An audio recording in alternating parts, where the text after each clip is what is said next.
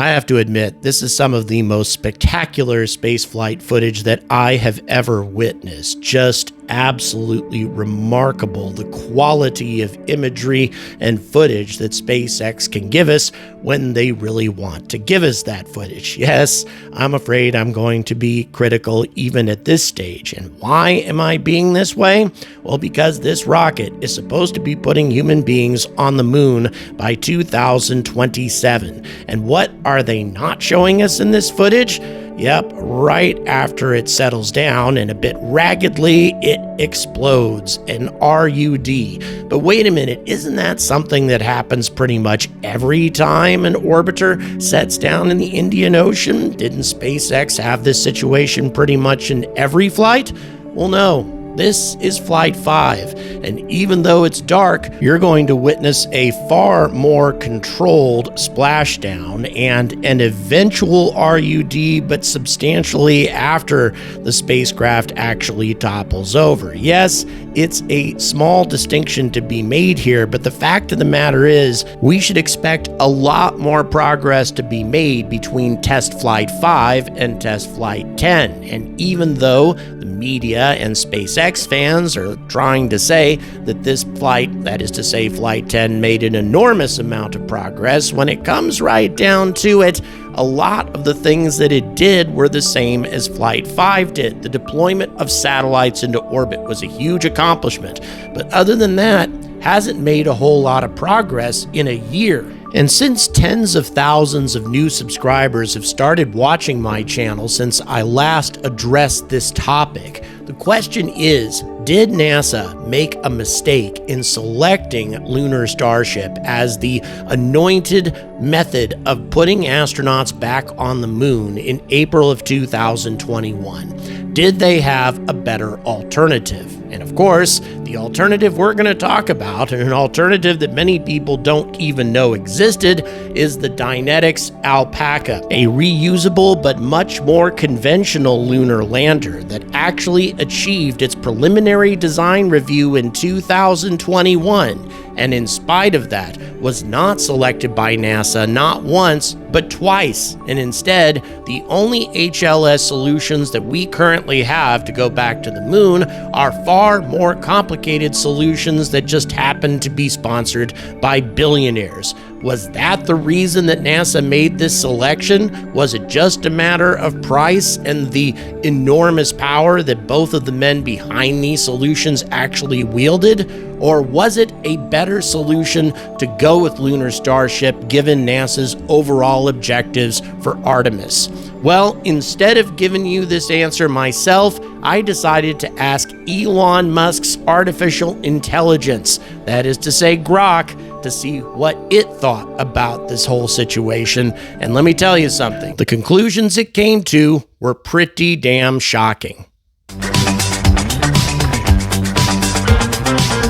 Good afternoon, spaceflight enthusiasts, and welcome to another episode of The Angry Astronaut. Before I get going, I want to quickly recognize the folks who have supported me on Patreon, all of the recent Patreon subscribers who have jumped on board. I mentioned in my previous episode that I'm trying very hard to get to 0.5% of my subscribers being Patreon supporters, and if I get there, then I'll do a 24-hour UFO broadcast from a UFO hotspot, and on top of that, I will also cover a Starship launch, both of those things without any fundraising at all, because I won't need it. Once I hit that milestone, fundraisers will be a thing of the past. And you've seen all of these folks' names being recognized here as I've been talking. Thanks so much to all of these new supporters, along with all of the longtime supporters who've been helping me on Patreon. Without you, this channel wouldn't exist. Okay, all that having been said, let's go ahead and talk about the topic at hand here. I have mentioned this topic before, but we've added tens of thousands of new subscribers since then. Most of them 3i Atlas related folks who are really into that particular topic. But my goal has always been to get people who like UFOs, like UFO topics, to also care about human-related spaceflight programs, because honestly, some of the technology involved here is very, very intriguing. For example, how many of you folks watched the show Space 1999, or perhaps you had heard about it? Well, believe it or not, there was a design very similar to the Eagle spacecraft that came out in the early 2000s that was designed to put humans back on the moon. Yeah, believe it or not, a design very similar to the Eagle in many respects. A reusable spacecraft, low slung, designed to carry different types of cargo.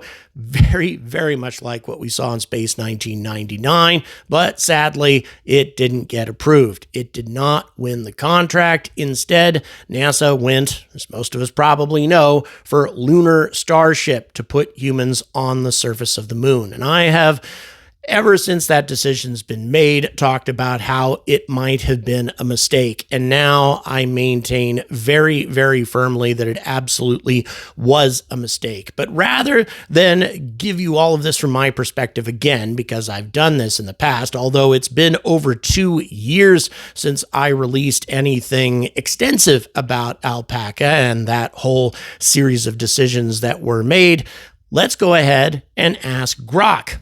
Ask Elon Musk's artificial intelligence what it thinks about the topic. Let's plug in some facts, plug in some information, given the fact that Alpaca passed its preliminary design review in 2021, and right now, to our knowledge, Starship still hasn't passed its preliminary design review for being a lunar lander.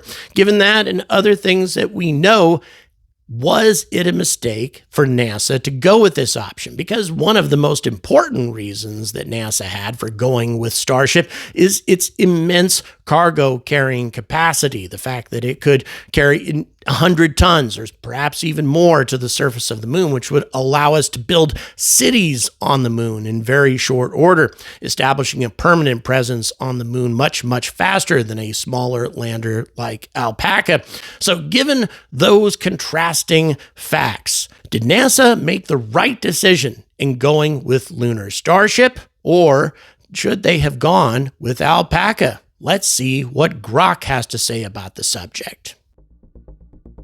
So this was NASA's rollout video for the HLS contract competition, and there was a lot of hype behind it. The three competing companies being extremely well known, although Dynetics was the least well known, and the different designs were just incredible in their distinction and just how incredibly diverse the approach to landing people on the surface of the moon was. By the way, Lisa Watson Morgan has recently retired just this summer, so at least she's not going to be responsible for all of this. The SpaceX Lunar Starship, that design, at least initially, was not looked upon as being the most likely choice for NASA. The thing was absolutely huge compared to the Orion capsule that would be transferring to it, whereas the Dynetics Alpaca and also the other design from Blue Origin, the national team design, were much smaller, designed for a few astronauts and maybe a few tons worth of payload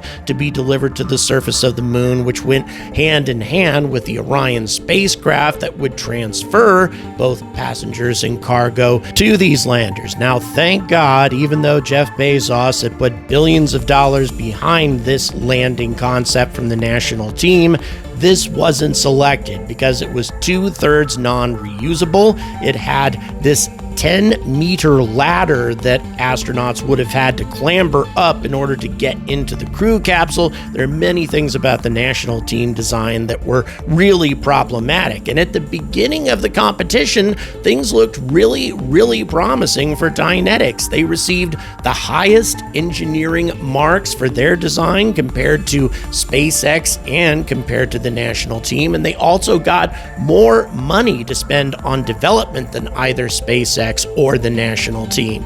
And then, mysteriously, once the decision was actually made and once the price points actually were published, NASA mysteriously decided that the Dynetics design was not the best from an engineering standpoint, and conveniently, it was the most expensive also, because Dynetics didn't have billions of dollars to funnel into the contract, as opposed to Jeff Bezos and Elon Musk, who definitely could, bringing down the price point on their landers quite a bit, at least on the front end. But all of that having been said, the first question that I decided to ask Grok is, given Starship's current situation, what is the possibility of it being mature and ready to put astronauts on the surface of the moon by 2027 or even 2029, in time to beat the Chinese to the moon based on their timetable?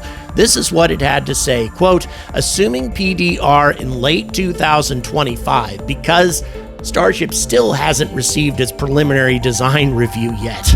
A 5 to 7 year post-PDR timeline, which is typical for crewed spacecraft, suggests operational readiness between late 2030 and 2032, missing the 2027 Artemis 3 target and risking delay beyond China's 2030 goal.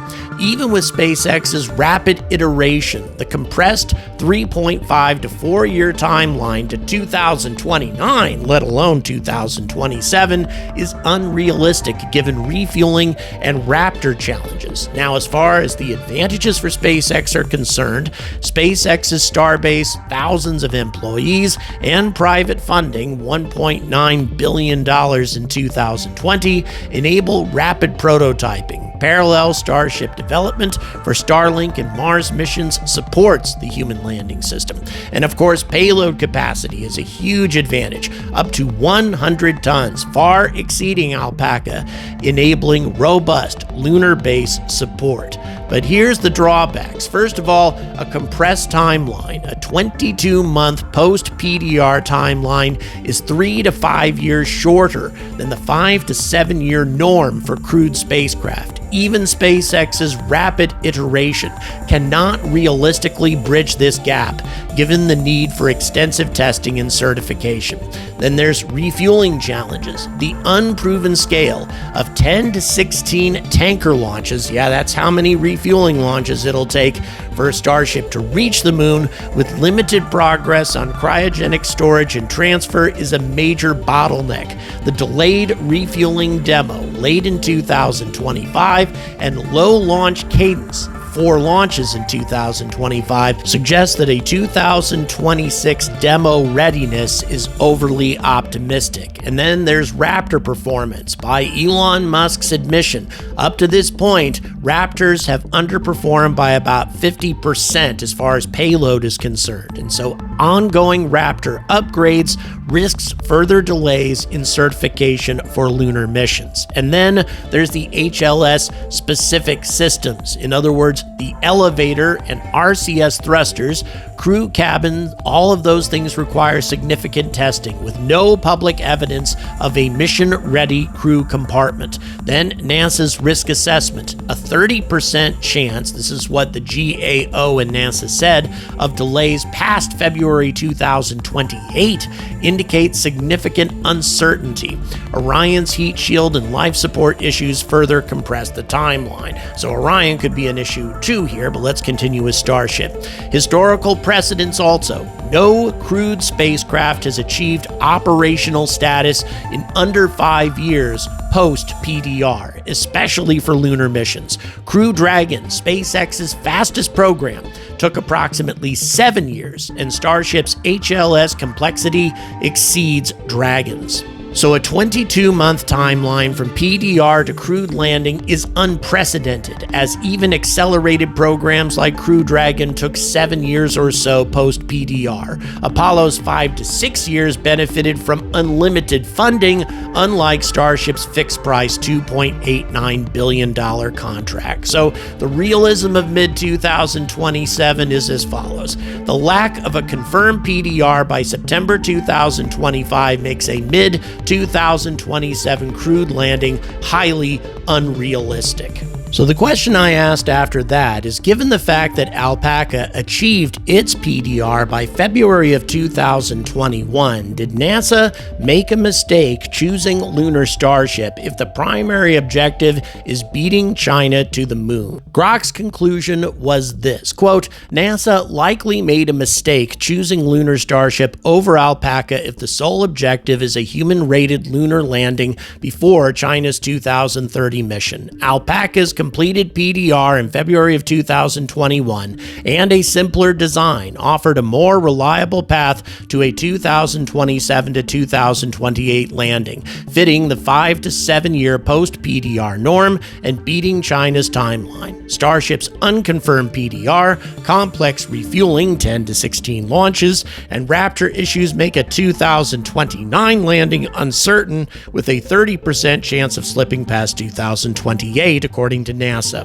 While Starship's cost effectiveness and payload capacity align with Artemis's long-term goals, its high-risk profile jeopardizes the immediate objective of beating China. Selecting both landers as NASA preferred would have mitigated risks, but budget constraints forced a single choice. Alpaca's lower complexity and head start makes it the safer bet.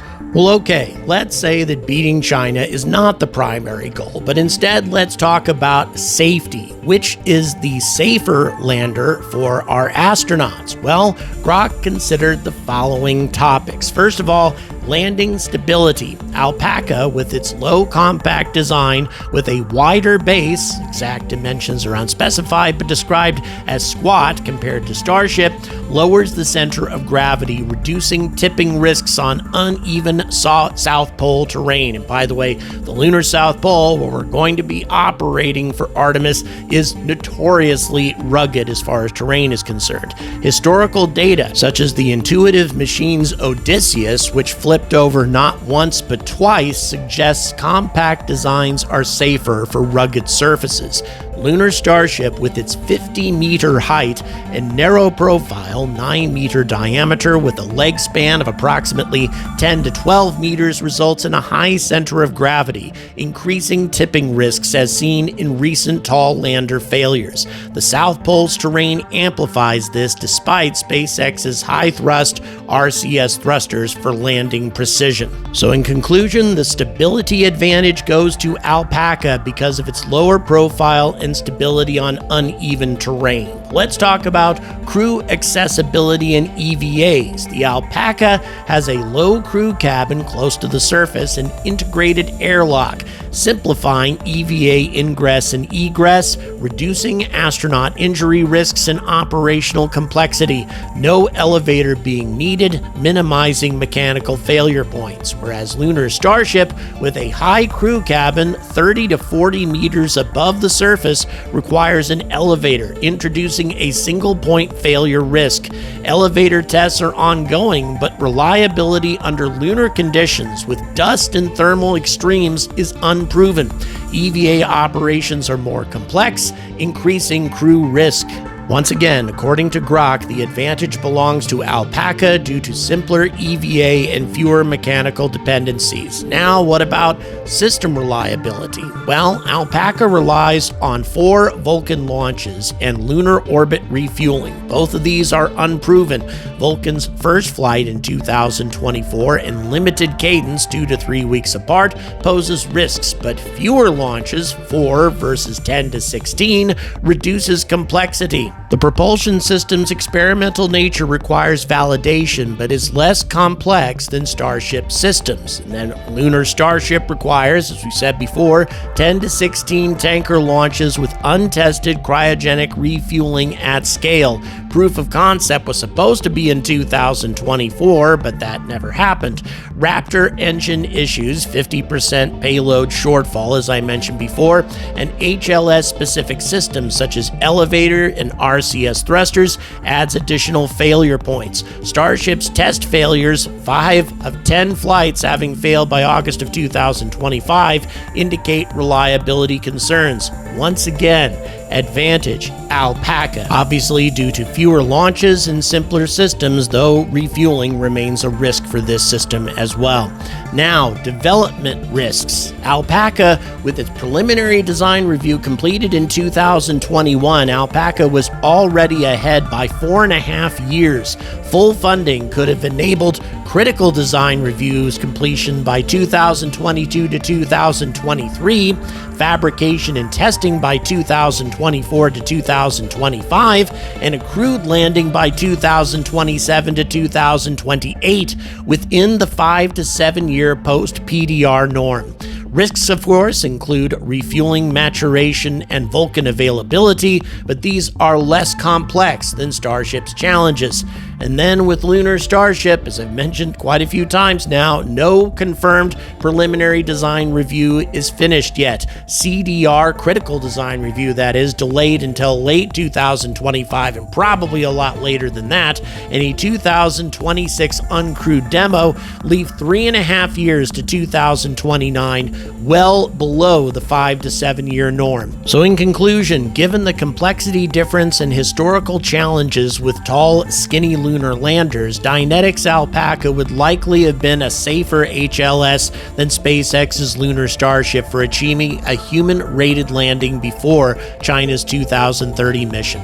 Alpaca's compact design, lower center of gravity, and simpler EVA systems reduce tipping and operational risks, particularly on the South Pole's rugged terrain where tall landers like Odysseus failed. Its 2021 PDR and feasible 2027 to 2028 timeline, assuming it got full funding, align better with safety and schedule requirements than Starship's unconfirmed PDR, complex refueling, and tight 3.5 year timeline to 2029. While Starship offers long-term benefits such as payload, reusability, its high-risk profile makes it less safe and reliable for the immediate goal, NASA's choice of Starship over Alpaca, assuming Congress provided full funding and ignoring cost differences, was a mistake.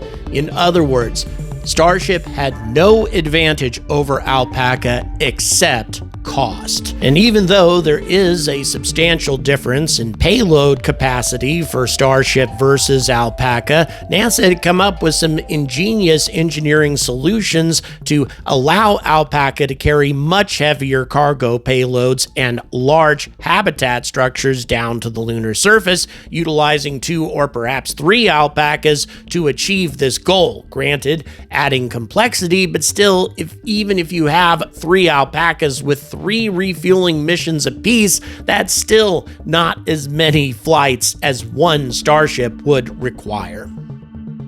So there you have it. Grok, Elon Musk's artificial intelligence, thinks that likely a mistake was made in going with Lunar Starship, both in terms of timing, in terms of complexity, and in terms of safety also. All of those factors, Alpaca emerged as the clear winner, at least as best as we can tell. Certainly, hindsight's 2020. We know things now that we didn't know then. Certainly nobody guessed at the time that it would take this long for Starship to even achieve its preliminary design review, which, by the way, officially anyway, it still hasn't managed to do that. So it's understandable as to why the decision was made at the time, aside from pure price considerations. Although really, that was the biggest consideration when it comes right down to it, was price. Even though NASA released an assessment of all 3 designs of the Blue Origin design at the time, which by the way has changed substantially since then, of Alpaca and Lunar Starship, and Alpaca came in 3rd place overall, strangely, even though NASA had said that it was the best solution technically in previous assessments. Odd that it suddenly switched positions with the least expensive option conveniently at the time, but nevertheless, they came to that conclusion then, and I think it's very clear at this point that NASA were simply making things up, which above all things makes me angrier than hell. Because right now, we are facing a situation where it seems very, very unlikely that we will be landing on the moon. By we, I mean the Western world will be landing on the moon before China. China will be able to choose their territory, choose their ground to defend, set down on the best property at the lunar South Pole, that has the most in the way of lunar ice resources and other things, and also the easiest place to land, they will be able to select those locations and then establish ownership of those locations. That is something that we dare not allow them to achieve, and yet at this point, it seems almost impossible to stop them. And all because NASA made such a lousy decision when they awarded their HLS contract. But although, to be completely fair here, it was Congress that was really responsible. They had not really allotted enough money for NASA to make any realistic choices. The only choice that NASA had, given the pathetic amount of money that Congress had given them at the time, was Lunar Starship. It was much, much less expensive than either Alpaca or Blue Origin, simply because Elon Musk was willing to plow more of his own money into it than Jeff Bezos was at the time, and also Dynetics didn't have any money to plow into it at all. But is that going to be the only criteria for contracts like this in the future? Are the only competitors who are going to win these kinds of contracts the ones who have the richest billionaire founders, the billionaire founders with the most money to spend on their own projects in order to win them? And then once they have won those projects, to continue to milk the American taxpayer for all they're worth. Because keep in mind, once they've won these contracts and once they land on the moon, SpaceX is under no obligation to keep plowing their own money into Starship. They can go ahead and continue to build NASA pretty much anything they want, because there will be no other realistic alternatives. Is this the new reality of spaceflight contracts? Either you're a billionaire or you lose? Well, at this point, that definitely seems to be the case. Thank you very much for watching. Please don't forget to like and subscribe. And thanks once again to the folks who have decided to support us on Patreon. I am leaving for Australia in 9 days. Boy, I am so excited about that and everything that means to the kind of content I'll be putting out for this channel, both in terms of spaceflight and UFO-related content. Looking forward to that. Thanks again for watching, and until next time, stay angry about space.